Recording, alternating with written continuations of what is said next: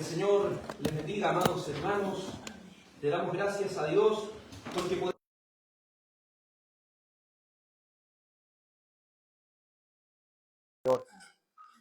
Él dijo que debíamos trabajar 6 días, pero este séptimo día, que es el día de reposo, debíamos apartarlo para Él. ¿Y por qué debíamos apartarlo para Él? Porque fue un día domingo donde Cristo resucitó. Un día domingo donde Él le dio el paso a la nueva creación, a esta nueva creación espiritual. Y este es el día en el cual adoramos a Dios todos juntos como pueblo. Le invito a que por favor me acompañe a 1 Corintios capítulo 8. Vamos avanzando ya por lo que es la primera carta a los Corintios. 1 Corintios capítulo 8, desde el versículo 1 al versículo 13, estaremos por la misericordia del Señor estudiando el día de hoy. 1 Corintios capítulo 8, del verso 1 al 13, y vamos a leer todos juntos, con solemnidad, con temor, con temblor, esta preciosa palabra de Dios para este día del Señor. 1 Corintios capítulo 8, verso 1 en adelante. Primera carta a los Corintios, capítulo 8, verso 1 en adelante. Vamos a leer todos juntos por la misericordia del Señor. Voy a esperar un poquito para que puedan todos encontrar este maravilloso libro. Hoy veremos acerca del amor y la libertad cristiana. El amor y la libertad cristiana. Leamos todos juntos 1 Corintios 8, del 1 al 13. En cuanto a lo sacrificado a los ídolos, sabemos que todos tenemos conocimiento. El conocimiento envanece, pero el amor edifica. Si alguien cree que sabe algo, no ha aprendido todavía cómo debe saber. Pero si alguien ama a Dios,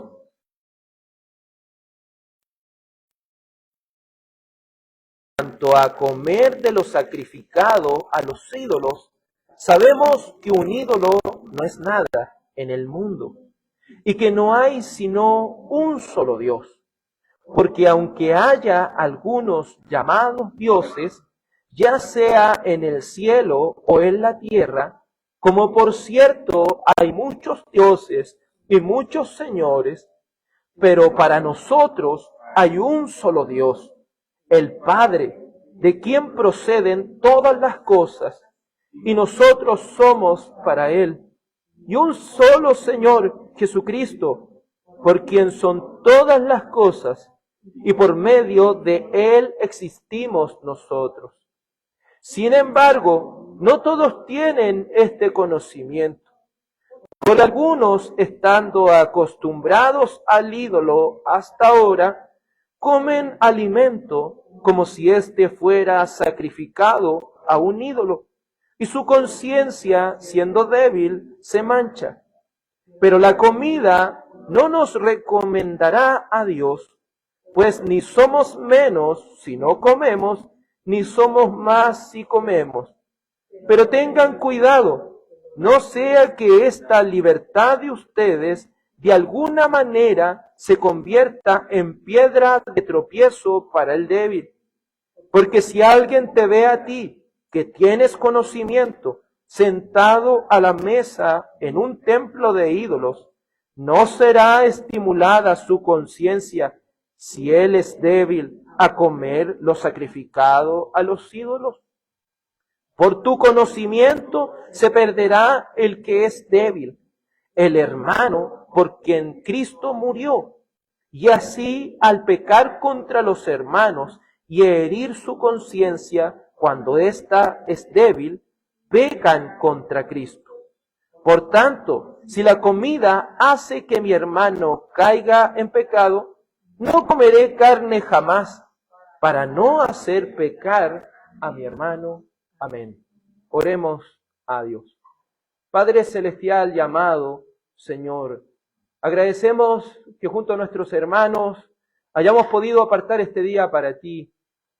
Hemos cantado, hemos orado a tu presencia, hemos reconocido nuestros pecados, hemos leído las Escrituras. Ahora, Padre Celestial, hemos de estudiarlas y hemos de meditar en ellas. Ayúdanos, Señor, a aprender, a reconocer nuestros pecados, que tu palabra nos confronte, que tu palabra, sea niño, sea joven, sea adulto, anciano, tu palabra sea llegando, Señor, a cada uno de nosotros y sea transformando nuestra vida, nuestro corazón, nuestra alma, para que podamos servirte con libertad. En el nombre de tu amado Hijo Jesús, te rogamos estas cosas, oh mi Dios. Amén. Estamos viendo lo que es esta Primera de Corintios capítulo 8. Recuerde que estos capítulos nos hablan acerca de las inquietudes que tenían los hermanos en aquella ciudad de Corinto. Ya hemos hablado acerca de las inquietudes de la soltería, el matrimonio y el divorcio. Ahora vamos a hablar acerca de lo que es el amor y la libertad cristiana. Si hay algo que nosotros debemos entender según el contexto, es que esta vez los hermanos preguntan, ¿qué hay con respecto a lo que se sacrifica a los ídolos? Debemos decir que antiguamente, en los tiempos de los corintios, toda la carne que había, o la mayoría, era primero presentada a un ídolo y después podía ser vendida en el mercado, después podía ser consumida por los demás.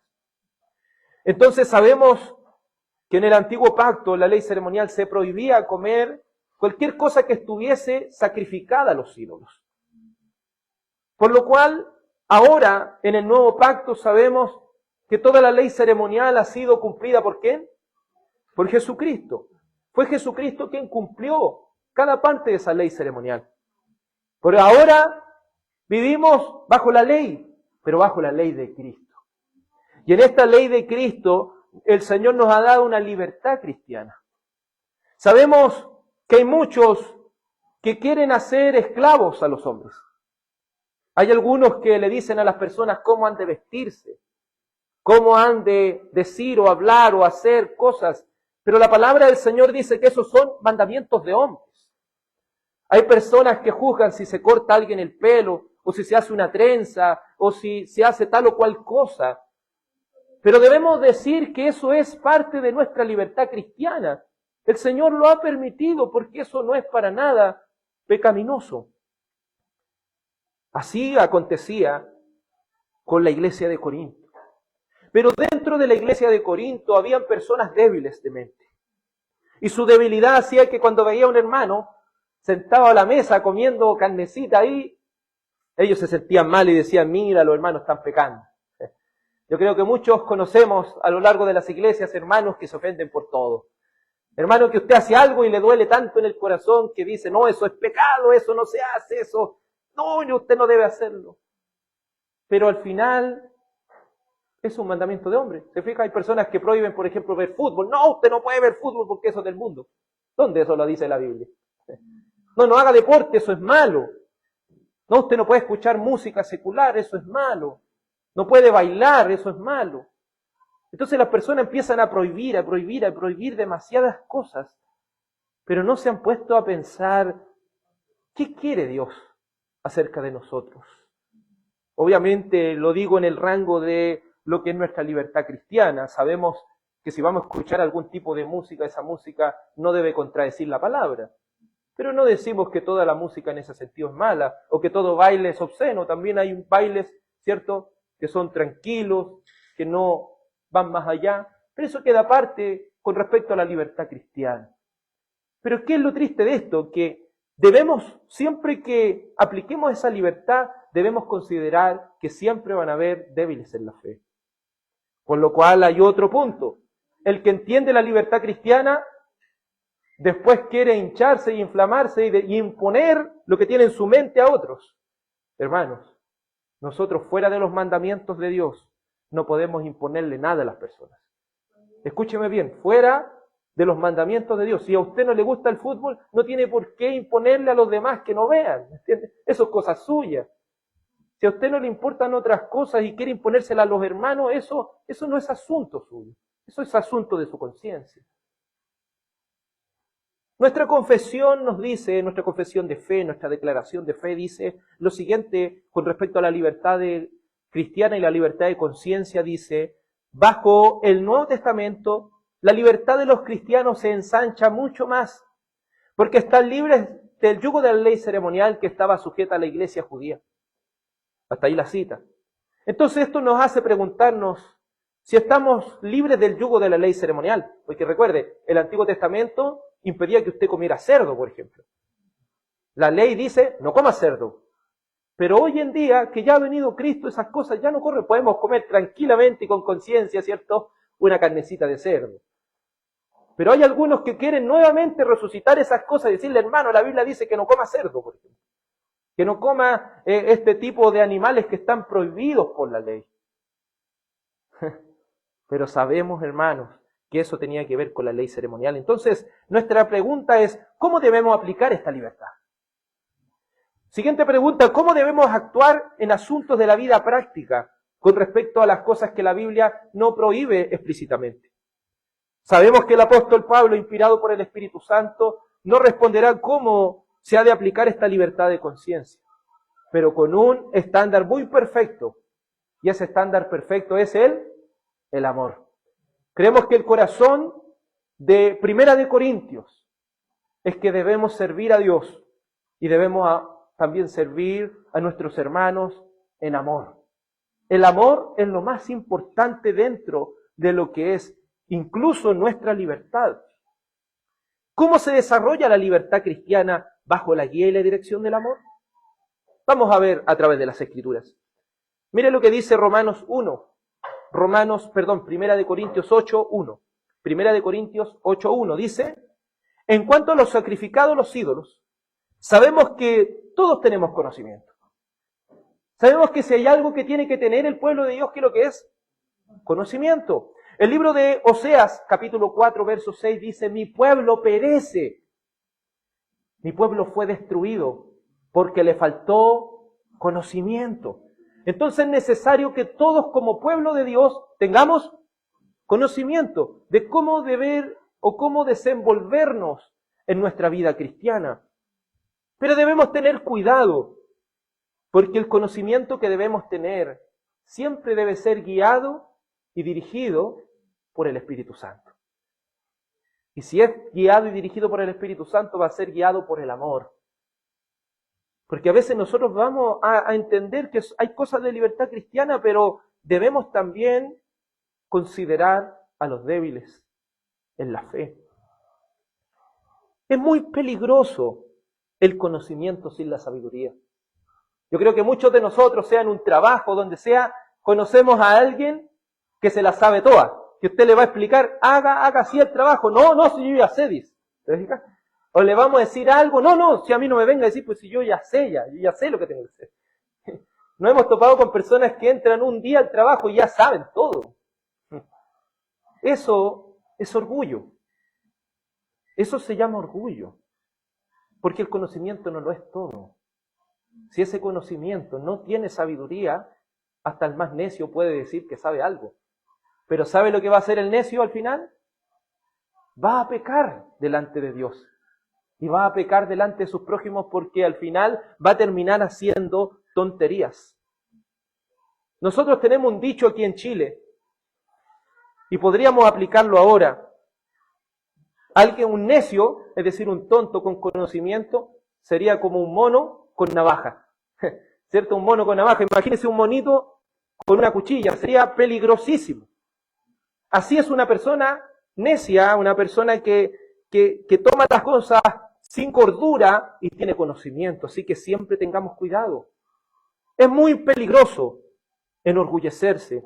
Aquí la Biblia dice de la siguiente forma.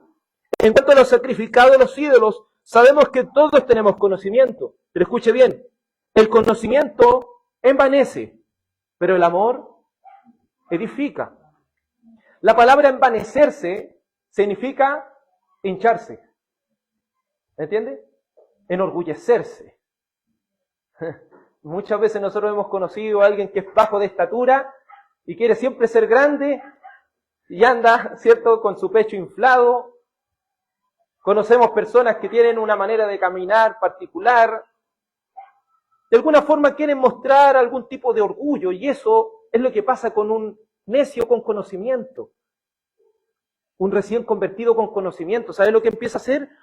Ya se cree mejor que el resto. Ya se empieza a creer, ve un poquito más que los demás y ya se empieza a creer más. Y eso es lo que el apóstol Pablo quiere evitar aquí. El apóstol Pablo hará uso de paralelismos. En el lenguaje hay una clase que se llama paralelismos. Es decir, coloca un enunciado y luego un enunciado que dice totalmente lo contrario. Por eso es antitético, es una antítesis. Miren lo que dice en el verso 2. Dice así, verso 2, sí. Si alguien cree que sabe algo, no ha aprendido todavía como debe saber. Pero si alguien ama a Dios, este es conocido por Él. Entonces nosotros debemos tener una relación con Dios, una relación de amor. Pero esa relación de amor con Dios nos va a permitir tener una relación de comprensión y amor por los demás. Yo puedo saber muchas cosas, pero hay veces que tengo que callar por amor a los demás. Y eso es lo que debemos aprender, hermanos. Muchas veces podemos saber muchas cosas y eso también les va a servir en los trabajos. Cuando lleguemos como nuevo a un trabajo, ¿cómo debemos llegar? ¿Como alguien que se la sabe toda o no? No, cuando alguien es nuevo en su trabajo y llega, aunque sepa, ¿qué es lo que debe hacer? Hágase como que no sabe nada, para que aprenda mejor. Entendamos eso, hermano. A veces vamos a aprender mejor si decimos, voy a partir desde cero. Vamos a ser más sabios. Por eso el que dice que sabe algo, mejor haga como que no sabe nada, porque todavía no ha aprendido como debe saber las cosas. Una cosa es tener conocimiento. Conocimiento lo puede tener cualquiera. Pero ser sabio y aplicar ese conocimiento a la vida, no cualquiera lo hace. Y eso usted lo va a ver a lo largo de toda lo que es su vida. Sea secular o cristiana, siempre va a ver a lo largo de la vida que tener conocimiento no lo es todo. Es necesario que apliquemos ese conocimiento. ¿Qué es lo que dice? ¿Qué hace el conocimiento? El conocimiento envanece. ¿Y qué es lo contrario? El amor edifica. ¿Se fija cómo se crea este paralelismo? En primer lugar, dice el conocimiento, es importante sí, pero nos lleva a enorgullecernos. En cambio, el amor, ¿qué hace? Edifica. El amor está para ayudar al resto. El amor está para ayudar a los demás. Luego dice, el que cree saber algo, no ha aprendido nada como debe saber. Y concluye, pero si amas a Dios, tú eres conocido de Él. ¿Qué significa la palabra conocer? No es solo que Dios sepa quién eres tú, sino que tú tienes una relación con Dios. Y si tú y yo tenemos una relación con Dios, vamos a actuar con amor y vamos a actuar también con sabiduría. Como primera conclusión debemos comprender que si bien el conocimiento es importante, el conocimiento no está completo ni es de gran utilidad si no tenemos amor. Porque el amor, ¿qué es lo que va a producir también? Ciencia. Porque si usted ama a las personas que enseña, por ejemplo, si usted cuando corrige a sus hijos, usted los corrige con amor, va a ser diferente que si usted los corrige azotándolos y maltratándolos. Va a ser algo totalmente diferente. Porque cuando usted corrige con amor, con medida, corrige considerándose a sí mismo, él va a aprender. Pero si a puros golpes, ¿usted cree que es lo que va a aprender uno ahí? A odiar la verdad, a odiar lo que es sano. Mire lo que dice la palabra del Señor en 1 de Juan 4, 20 al 21. Y si alguien dice, yo amo a Dios, pero aborrece a su hermano, es un mentiroso. ¿Cuántas personas hemos encontrado? No, si yo amo a Dios, amo su ley, amo tantas cosas, pero en el trabajo es insoportable. ¿Cuántos jóvenes y niños dicen, yo amo a Dios? Pero dicen malas palabras. Se refieren a otros con malas palabras. ¿Cuántos dicen que aman a Dios, pero son malos vecinos? ¿Cuántos dicen que aman a Dios, pero son malos esposos, malas esposas? ¿Cuántos dicen que aman a Dios, pero con sus hechos lo niegan. Por eso el primer principio, si tú amas a Dios, si tú eres conocido por Dios, si tú tienes una relación con Dios, también debes amar ¿a quién? A tus hermanos. Y debes amar también a tu prójimo como te amarías a ti. Dios te ha dado conocimiento, hermano.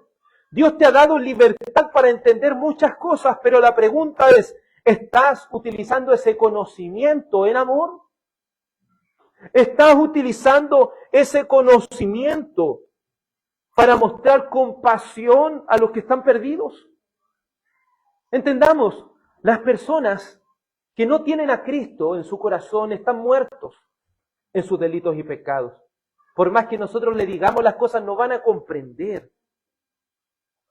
Pero cuando el Espíritu Santo viene a esos corazones, ¿qué pasa? Aman a Dios. Desean involucrarse más y más con las cosas de Dios. Desean interiorizarse más y más. Por eso yo le digo a los niños, a los jóvenes, pídanle siempre a Dios, Dios cambia mi corazón. Dios, haz de mí una nueva criatura para que yo pueda amarte, para que yo pueda buscarte, porque con mis fuerzas no es suficiente. Incluso si de los que estamos oyendo, adultos, no hemos conocido aún a Dios, quizás tenemos la religión, pero no tenemos esa necesidad en el corazón de entregarnos a Dios. Debemos decirle, Dios, dame un nuevo corazón por medio del Espíritu Santo para que pueda amarte, para que pueda buscarte y pueda también amar a otros y pueda utilizar este conocimiento en beneficio de otros. Porque el conocimiento envanece, pero el amor, ¿qué hace? Da edificación. El amor va a traer mucha bendición a los que nos rodean. Si no es así, si no quieres compartir ese conocimiento en amor, no estás amando a Dios. Yo quiero dejarte en claro como primera conclusión. Si no estamos entregando este conocimiento con amor, no estamos siendo conocidos por Dios. No estamos teniendo una relación con Dios. No estamos amando a Dios como deberíamos amarlo. ¿Cómo estamos compartiendo el Evangelio con otros? ¿Cómo estamos corrigiendo a otros cristianos? ¿Cómo llevamos nuestra vida cristiana con cristianos que no piensan como nosotros? ¿Estamos haciendo esto con amor o estamos haciendo esto por orgullo, por creer que somos mejores que los demás?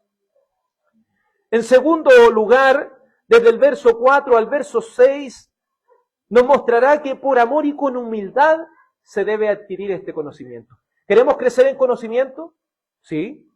Y para crecer en conocimiento, ¿qué es lo que debemos tener? Amor y humildad. ¿Quién puede colocar ese amor y esa humildad en nosotros? Dios. El único que puede darnos humildad es Dios. El único que nos puede dar amor es Dios. Mire lo que dice el verso 4. Por tanto, en cuanto a comer de lo sacrificado a los ídolos, sabemos que un ídolo no es nada en el mundo y que no hay sino un solo Dios.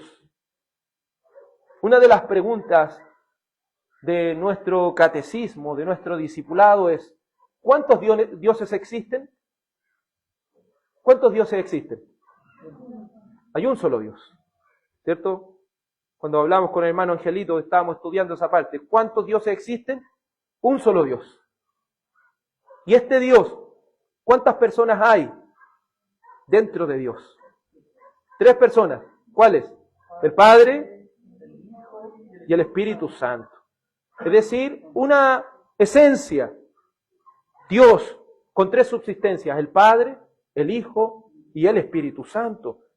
Por eso entendemos, hermano, cuando se hable de idolatría, se hable de ídolos, se hable de otros dioses, nosotros debemos estar conscientes de una cosa. ¿Cuántos dioses existen? Uno solo. Fuera de eso, no hay otros dioses. Entonces, la lógica en el conocimiento es, si alguien sacrifica un alimento para otro Dios, ¿qué pasa si comemos? No pasa nada, ¿se fijan? Así, normalmente no pasa nada si comemos porque ese otro Dios no existe. Es solamente la vanidad de la mente, es solamente algo vacío. Por lo cual eso es aplicable a la libertad cristiana. Le dice, tú puedes hacerlo.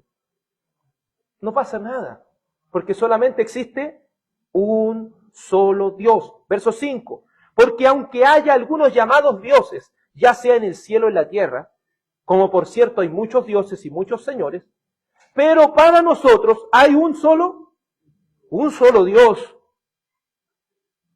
¿Quién? El Padre, de quien proceden todas las cosas. Por eso no decimos que el Hijo es primero. ¿Quién es primero? El Padre, luego el Hijo y luego el Espíritu Santo. El Padre no procede de nadie, pero el Hijo procede del Padre, es engendrado por el Padre. Y el Espíritu Santo procede tanto del Padre como del Hijo. Entonces ahí es donde nosotros entendemos esta doctrina de la Trinidad. Aquí está diciendo que hay un solo Dios.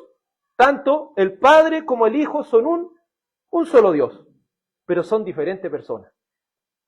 Porque así como existe un Padre, existe también un Hijo. Existe un solo Dios, el Padre, de quien proceden todas las cosas. ¿Y nosotros para quién somos? ¿Para quién somos? Somos para Él. Entonces debemos entender, si comemos, ¿comemos para quién? Para Dios. Si bebemos, bebemos para Dios.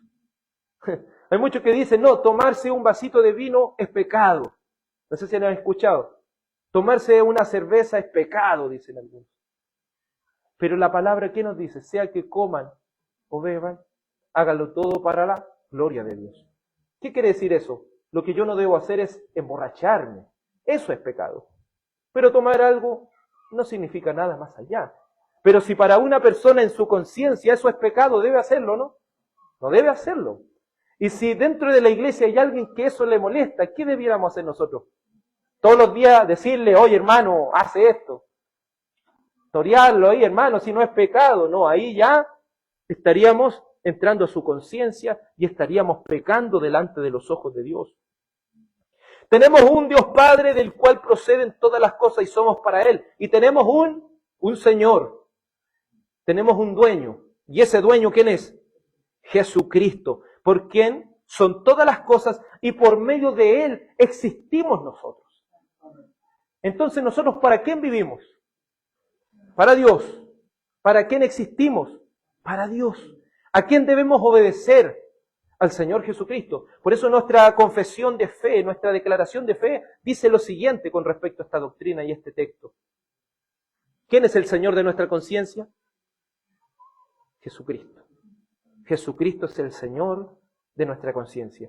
El Señor de nuestra conciencia no es un ser humano, no es un pastor, no es un hermano, no es un maestro de la Escritura, ni siquiera es su familia. El Señor de su conciencia, ¿quién es? Jesucristo. Y es a Él a quien usted debe obedecer. Entendiendo que el amor es esencial cuando aplicamos nuestro conocimiento. Podemos repasar sobre lo que hemos aprendido y reafirmar estas verdades, pero nunca olvidando que nuestra libertad le pertenece al Señor nuestro Dios. Nunca debemos olvidar eso. Somos libres, sí, pero esa libertad ¿a quién le pertenece? Al Señor. Por lo cual, si con mi libertad estoy dañando a otros, ¿qué debo hacer? ¿Seguir haciéndolo? No. Si mi libertad despierta en otros cristianos un dolor, una amargura, despierta algo, ¿qué es lo que debo hacer? Dejar de hacerlo. Por amor. ¿Y eso denota qué cosa? Humildad. Podemos aprender muchas cosas, pero hay otros cristianos que no lo van a ver así y se van a escandalizar, pero uno por amor a esos cristianos no lo va a hacer delante de ellos para afectar su conciencia, ¿me entiende? No va a andar forzándolos a que crean como usted en este tipo de aspectos como lo es de conciencia. El apóstol afirma que el conocimiento con respecto a este asunto está bien. Por eso se puede entender que él también desea que el que posee una conciencia débil también aprenda. Por eso repasa aquí. Esta parte del verso 4 al verso 6 también es un entendimiento para el débil en la fe. Le dice, tú que quizás te escandalizas por comer cosas sacrificadas a los ídolos. Pregúntate esto, ¿cuántos dioses existen? ¿Cuántos dioses existen? Uno solo. Entonces los ídolos, ¿son algo? No son nada. Entonces puedes comer, ¿me entiendes? ¿Qué nos quiere decir esto? Tampoco esto quiere decir que los débiles en la fe tienen que seguir siendo débiles en la fe para siempre. Esto también es reafirmar que hay verdad en la Biblia, que hay cosas que debemos ir creciendo. Somos niños espirituales, pero debemos también ser maduros espiritualmente. Entonces, ¿qué debemos hacer con nuestros hermanos que son débiles en la fe? Nosotros no los vamos a provocar, pero también les vamos con amor y humildad a enseñar, a orar con ellos, para que puedan crecer en el Evangelio. Oiga, hermano, es tanto la conciencia que a veces es dañada, que hay lugares donde se le exige a las hermanas tener falda hasta aquí, que se dejen el pelo hasta aquí y nunca se lo corten. Hay iglesias que se piden un sinnúmero de cosas que lo único que hace es esclavizar a las personas. Pero debemos ir a contender con esos hermanos y pelear, no. Pero sí debemos estar orando por ellos para que el Señor les abra su mente. Y si nos da la oportunidad, darle a conocer esta gran verdad de la palabra de Dios. Un ídolo no es nada, porque hay un solo Dios. En el mundo hay muchos dioses y muchos señores, pero hay un solo Dios y Padre y un solo Señor, Jesucristo. Entonces podemos llegar a la conclusión que comer de estas cosas no es pecado, porque al final esa comida es ofrecida a algo vacío e inútil. Por ejemplo, una vez en una iglesia hubo una discusión, si comer un dulce de Halloween o no comer un dulce de Halloween. ¿Te fijas? Hubo una discusión así. Unos decían, si comemos un dulce de Halloween, eso quiere decir que estamos siendo partícipes de Halloween. Otros decían, ¿pero qué es un dulce? Un dulce no es nada. Pero hay personas que se van a escandalizar si comen un dulce o en un envoltorio de Halloween. ¿Te fijas cómo alguien puede en su mente creer que eso es pecado, creer que es la mayor aberración? ¿Pero debemos ir a contender? No. Debemos orar por ellos, debemos provocarlo y decirle, mira hermano, aquí estoy comiendo un dulce de Halloween. Pero ojo, ya disfrazarse para Halloween, eso es otra cosa. Porque ahí se está participando intencionalmente de algo que está hecho para el diablo. Pero comer un dulce, comer una golosina de eso no tiene ningún pecado. Pero para el que tiene su conciencia débil, sí va a ser pecado y debemos cuidarnos de no provocar a esos hermanos. ¿Por qué no debemos provocarles? Porque la realidad de las cosas es que no podemos ser piedra de tropiezo para ellos. Mire, veamos en el tercer punto, desde el verso 7 al verso 10. Primera de Corintios 8, del verso 7 al verso 10, dice, sin embargo, no todos tienen este conocimiento, ¿se fija? ¿Qué es lo que dice el apóstol Pablo? Teniendo un maestro como el apóstol Pablo, aún hay personas que no tienen este conocimiento de comer cosas sacrificadas a los ídolos. No tienen ese conocimiento, porque algunos, estando acostumbrados al ídolo hasta ahora, comen alimento como si éste fuera sacrificado a un ídolo, y su conciencia, siendo débil, se mancha. Entonces, ¿qué pasa? Los corintios, los maestros, los predicadores, los pastores en Corinto estaban predicando, no, eso no es pecado, hágalo. Y habían hermanos, no, pero es que eso, hágalo. Entonces, ¿qué pasaba con este hermanito que no estaba convencido en su mente? Él iba a comer carne y él decía, oh, estoy pecando, aquí estoy comiendo para un ídolo, ¿entiendes, no? Entonces él se sentía mal por estar haciendo eso. ¿Y qué es lo que estaba haciendo el hermano con su conocimiento? Al final estaba afectando al otro y se estaba transformando en una piedra de tropiezo para él, porque eso le amargaba su vida. Por eso no es solo conocer, es también amar, para transmitir ese conocimiento a otros. No todos tienen conocimiento, porque la conciencia del débil se termina manchando con cosas mínimas. Hermano, es conocido de iglesias que hacen la cena del Señor con jugo. ¿Entiende, no? Siendo que el elemento, ¿qué dijo el Señor? Vino y pan. Pero hay algunos que dicen, no, es que hay gente que ha salido del alcoholismo y vamos a colocar jugo. Pero ahí estamos yendo en contra de qué cosa, de la palabra. No podemos cambiar los elementos que Dios ha establecido por un temor así. Si se llegara a hacer eso es porque hay mucha debilidad espiritual. Y se fija que es muy fácil que las personas comparen el celo de Dios con lo que al final era una debilidad espiritual. Si el débil espiritual no es el que no viene a la iglesia, el débil espiritual, ¿sabe cuál es? El que se ofende por todo. ¡Ay, mira, los hermanos están haciendo esto! Mire, están viendo Dragon Ball Z hoy, que satánico, que están viendo tal cual cosa, no sé. Se ofenden por cualquier cosa. Ha pasado, hermano, y recuerdo porque pertenecía a eso. Si usted tenía algún muñeco de eso, tenía que quemarlo. Si tenía un PlayStation, tenía que romperlo. Si tenía, ¿me entiende? Eso es una locura. ¿Porque Dios nos ha mandado a hacer eso? No. Solo que debemos disfrutar de las cosas para su gloria. Eso es lo que ha dicho el Señor. Pero el débil de conciencia se va a ofender por todo. Se va a ofender por todas las cosas. Mire lo que dice el verso 8. Pero la comida no nos recomendará a Dios, pues ni somos menos si comemos, ni somos más si comemos. ¿Se fija? Entonces, ¿qué quiere decir en el fondo? En el fondo, si usted se abstiene de hacerlo, no gana nada con Dios. Y si usted lo hace, tampoco. ¿Entiende? Entonces aquí está lo otro, que a veces el que tiene conocimiento dice, yo no lo hago y soy más espiritual que tú, ahí está pecando. Y el débil que dice, no, mira que esto es tan diabólico, tan satánico, no lo voy a hacer, también es lo contrario, hermano. Entonces, ¿qué es lo que termina el débil en la mente creando en los demás? Una restricción innecesaria, una coartada de nuestra misma conciencia, y eso hace incluso a los niños y a jóvenes odiar el Evangelio, porque es un Evangelio que le prohíbe todo, ¿entienden? ¿No? Incluso algo que va más allá de lo que es la ley de Dios. Por eso tengamos cuidado, amados hermanos.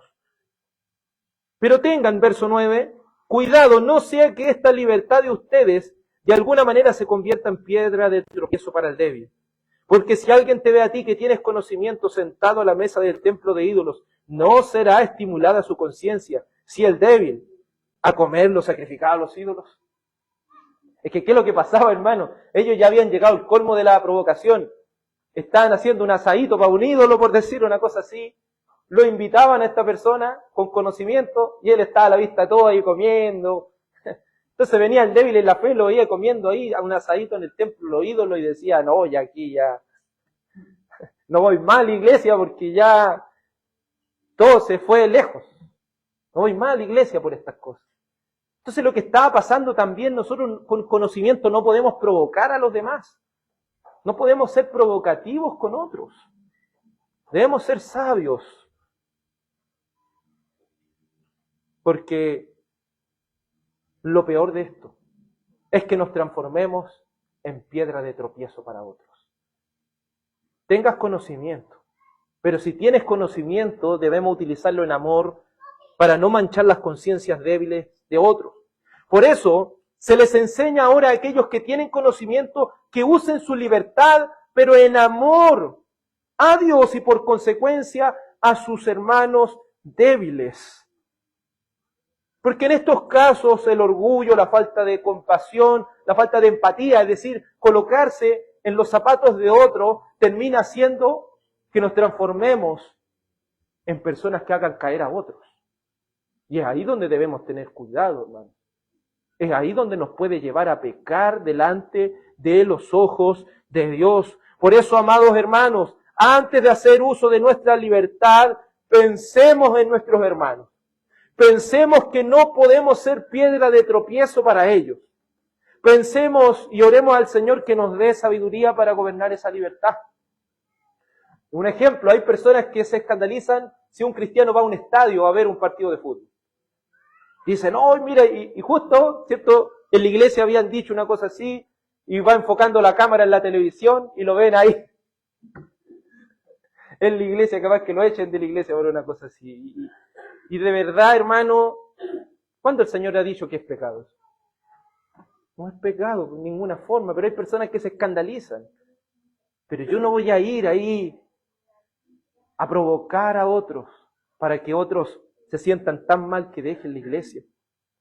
Y esto también es para reflexionar. ¿Cuántas veces, por nuestro ímpetu, movido por nuestro orgullo, nos hemos impuesto sobre la conciencia de otros? Oiga, si a veces en las redes sociales, si usted se fija, hay peleas, hay discusiones, se hace esto, no se debe hacer esto, y empiezan a pelear entre ellos. Y las personas que ven dicen, ¿cómo voy a ser evangélico si ellos pasan puro peleando? Así dicen las personas. ¿Para qué voy a ser cristiano si al final ellos pasan discutiendo entre ellos mismos? Y luego nos faltan las palabras ofensivas y empiezan ahí a tratarse mal unos a otros. Pero entendamos eso, hermano, no podemos ser con conocimiento piedra de tropiezo para los demás, porque esto tiene implicaciones muy, pero muy complejas y terribles. No debemos olvidar, hermano, que el orgullo y el egoísmo es pecado. Por eso debemos reconocer nuestro pecado cuando por nuestra falta de humildad, falta de amor hacia los demás hemos incurrido en esto. Reconozcamos, amados, nuestros pecados y digamos, Señor, permítenos hallar perdón por medio de tu Santo Hijo Jesús. Permítenos que por medio del Espíritu Santo, Señor, consideremos a nuestros hermanos y no los ofendamos. No provoquemos a nuestros hermanos, porque el Señor los ganó por su propia sangre.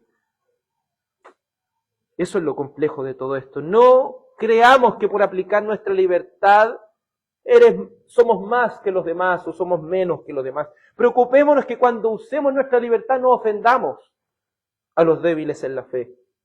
Hagamos las cosas por amor a Dios, pero también por amor ¿a quién? A su iglesia. Porque el Señor por su iglesia derramó su propia sangre. No permitan, ¿cuál es el consejo del apóstol Pablo? No permitan que esta libertad de ustedes de alguna manera se convierta en piedra de tropiezo para el débil. Cuarta y última parte. El amor y la libertad cristiana. Es aquí donde el verso 11 al verso 13 el apóstol Pablo concluye sobre por qué es tan terrible usar nuestra conciencia y a la vez afectar a nuestros hermanos. Mira lo que dice 1 Corintios 8, 11.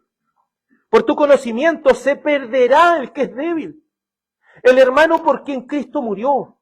Y así al pecar contra los hermanos y herir su conciencia cuando ésta es débil, pecan contra Cristo. Por tanto, si la comida hace que mi hermano caiga en pecado, no comeré carne jamás, para no hacer pecar a mi hermano. ¿Se fija? Si tenemos conocimiento de que eso no es pecado, pero le afecta a otro hermano, ¿qué debemos hacer? No lo voy a hacer. No lo voy a hacer para no ofenderlos. Porque cuán cierta sé que por tu conocimiento se puede llegar a ser débil. Nosotros creemos que la salvación no se pierde.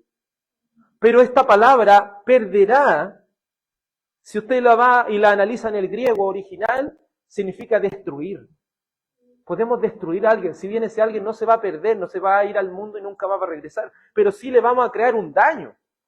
Al débil en la fe le vamos a crear un daño porque va a cuestionarse muchas cosas. Hermanos, el extremismo a veces ha llevado incluso a que padres no lleven a la playa a sus hijos porque dicen la playa es pecaminosa. Pero a su vez, estas personas que ven al diablo en todos lados, debemos nosotros también tener cuidado de no provocarlos, porque dentro de muchos de ellos pueden haber hermanos sinceros. Sabemos que la salvación no se pierde, pero tengamos cuidado de no ser causantes de que nuestros hermanos sean destruidos por nuestra causa. No debemos olvidar que Cristo murió por ellos. El Padre envió a su único Hijo para pagar un gran precio por ellos. Mateo 18, 6 dice Cristo de esta forma: si alguno es piedra de tropiezo para uno de estos pequeñitos, mejor le sería que se colocara un cordel y una piedra de molino y fuera echado en el mar. ¿Qué quiere decir eso? Mejor que no viva el que es capaz de dañar a uno de los hermanos más pequeños. Porque lanza una palabra de juicio. Dice, ¡ay! De aquel hombre por quien viene el tropiezo. Hay juicio para aquel que está siendo de tropiezo para los demás. Que tengas conocimiento, y quiero que me escuche bien, que tengas conocimiento no significa que seas salvo. Ojo, la palabra de Dios habla en Hebreos 6:4 de unos que fueron iluminados, que gustaron del don celestial, que fueron partícipes de la buena palabra de Dios y de los poderes del siglo venidero, pero ellos apostataron de su fe y se alejaron de las cosas de Dios. ¿Cuántas personas con gran conocimiento están en el mundo hoy y nunca fueron cristianos? Por eso no te alegres por tu conocimiento. Alégrate de que apliques ese conocimiento y esa libertad cristiana por amor a los demás, por amor a otros. Aquellos que tienen conocimiento para destruir y ser piedra de tropiezo a sus hermanos, mejor les sería morir. Mi pregunta es, hermanos, ¿aún quieres autojustificarte y creer que tu libertad cristiana es para destruir a los demás? ¿Crees tú que porque sabes más, eso te da el derecho de ofender al resto? ¿Crees que eso es correcto delante de Dios? Creemos que no, ¿cierto? Porque por muy pequeño que sea un hermano, por muy poco conocimiento que tenga, por muy débil que esté, es alguien por quien Cristo murió. Y eso se le debe a ese hermano una gran estima, un gran amor. E incluso si hemos de dejar de hacer algo para no ofenderlo, lo vamos a hacer. Es hora de que reconsideremos nuestro actuar y que por amor a nuestros hermanos renunciemos a nuestra libertad hasta que ellos con amor crezcan en el conocimiento de Dios. Que Dios nos libre de pecar contra nuestros hermanos al hacer uso de nuestra libertad cristiana. Que Dios nos permita hacer uso de esta libertad en amor. Y le decimos a Dios, líbranos de pecar, oh Dios, contra Cristo. Líbranos, oh Dios, de pecar en contra de tu Santo Hijo Jesús. Hasta aquí, amados hermanos, este capítulo 8 de la primera de Corintios. Por favor, oremos delante de Dios, reconociendo nuestros pecados y faltas. Amado Padre Celestial, rogamos por las misericordias de Jesucristo que podamos hallar el perdón por medio de tu Santo Hijo Jesús. Venimos al trono de la gracia, porque muchas veces con nuestro ímpetu, muchas veces con ese conocimiento, nos hemos vuelto necios y hemos dejado de lado el amor, porque hemos querido ofender a otros. Por creer, Señor, que somos mejores que las demás, hemos dañado las conciencias de aquellos por quien tú moriste, Señor. Oramos, Dios Todopoderoso, para que podamos ser sabios y podamos con este conocimiento utilizar el amor, ese amor que edifica, ese amor que hace que los demás crezcan. Señor, líbranos de ser piedra de tropiezo para nuestros hermanos. Líbranos, Señor, de ser piedra de tropiezo para los niños y jóvenes, para los hijos de nuestros hermanos. Líbranos, Padre Celestial, porque amamos a quienes tú amaste y por quienes te entregaste, oh Hijo de Dios, derramando tu preciosa y bendita sangre en la cruz del Calvario. Lávanos, Señor, más y más de nuestra maldad y límpianos de nuestros pecados, porque contra ti, Señor, hemos pecado cuando hemos ofendido a nuestros hermanos. Oramos también por nuestros hermanos débiles en la fe, por nuestros hermanos que se ofenden muchas veces por nuestra libertad. Ayúdalos, Señor, a que ellos también crezcan en el conocimiento de la verdad de Dios. Ayúdales, Señor, a que ellos puedan crecer en este conocimiento y así ser instrumentos útiles, Señor, en tus manos.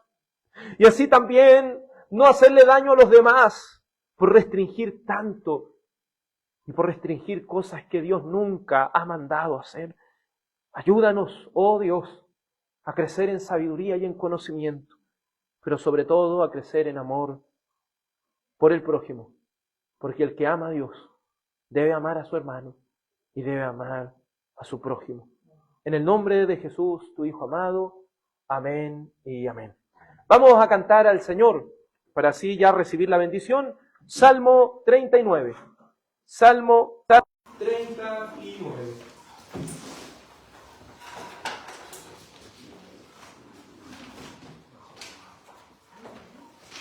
Salmo capítulo 39.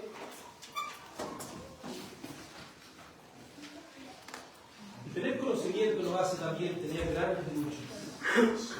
Y para que cantemos con entendimiento el Salmo 39, dice el ejemplo singular del combate de un corazón fiel contra la desesperación y contra la impaciencia.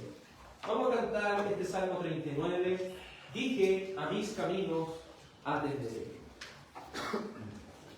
Cantemos. Dije, a mis caminos atenderé con mi lengua no pecaré, con freno mi boca he de guardar, en tanto que el malo ha de estar, con arrogancia delante de mí, yo con silencio enmudecí, aunque lo bueno entonces me callé, mas el dolor que en mí fue, con pesar cada día se agravó, mi corazón se enardeció, se encendió fuego en mi razonar,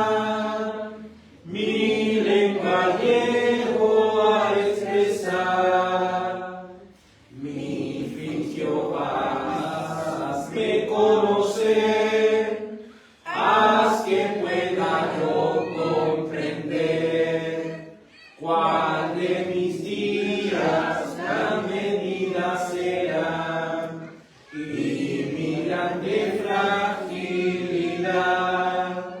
mis días acortaste aquí, mielades nada ante ti, es en verdad completa vanidad, todo en que vivo está, en sombras anda el hombre en verdad, desierto es vano su afán, amontonar riquezas sin saber, el que las ha de recoger, y ahora, Señor, que esperaré, solo en ti mi esperanza es, líbrame en tu inmensa compasión,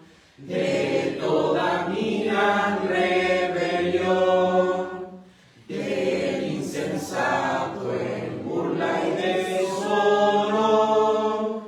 Tú no me pongas, oh Señor, hice silencio, yo enmudecí, y mi boca tampoco abrí, porque vi que tú eres el autor. Quítame tus plagas, Señor, bajo los golpes de tu mano soy, triste y consumido estoy, con tus castigos por pecado y mal, corriges al hombre al final, como polilla deshace, Señor, lo que desea compasión. He aquí esta es la gran verdad, es todo hombre vanidad. Escucha tú mi oración y clamor, mis lágrimas veas tú, Señor. No calles porque peregrino hoy, como mis padres yo te soy. Déjame si fuerza tomaré, antes que yo deje de ser. Amén. Que el Señor nos ayude a ponerle freno a nuestra boca para que así no ofendamos a los demás. Incline su rostro para recibir la bendición de Dios, la bendición de nuestro Dios. Padre bendito, te ruego que bendigas y guardes a tu pueblo. Te ruego, Señor, que tengas misericordia de tu pueblo. Te ruego que hagas resplandecer tu rostro sobre ellos. y que el Señor alce sobre ti su rostro y ponga en ti paz. Sé bendito, oh pueblo de Dios, en el nombre del Padre, y del Hijo, y del Espíritu Santo. Amén. Amén. Que el Señor nuestro Salvador les bendiga, amados hermanos en el Señor. Que tengan una muy hermosa semana. Amén.